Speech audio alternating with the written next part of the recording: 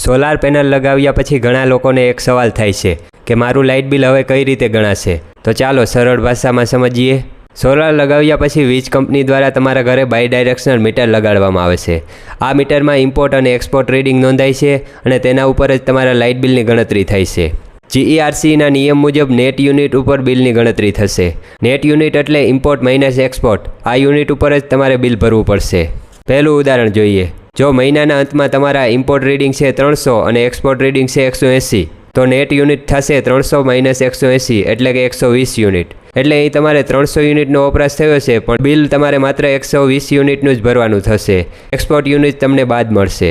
બીજું ઉદાહરણ જોઈએ, જેમાં મહિનાના અંતમાં તમારા ઇમ્પોર્ટ રીડિંગ છે 100 અને એક્સપોર્ટ રીડિંગ છે 250 તો નેટ યુનિટ થશે 100 માઇનસ 250 એટલે કે 150 યુનિટ। એટલે અહીં તમને 150 યુનિટ પર ₹2.25 પર યુનિટ તમને બિલમાં જમા મળશે।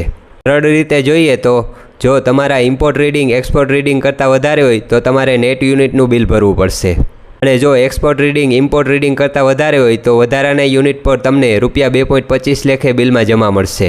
સોલાર બિલ ગણતરીનો ફૂલ વિડીયો જોવા માટે અમારી યુટ્યુબ ચેનલ જીબી ગુરુ પર વિડીયો બનાવેલ છે તો તે વિડીયો જોઈ લેજો અને અમારી ચેનલને સબસ્ક્રાઈબ કરી લેજો। આ વિડીયો ઉપયોગી લાગ્યો હોય તો વિડીયોને લાઇક કરો, બીજા સાથે શેર કરો અને આવા જ નવા વિડીયો જોવા માટે અમને ફોલો કરો। Thank you.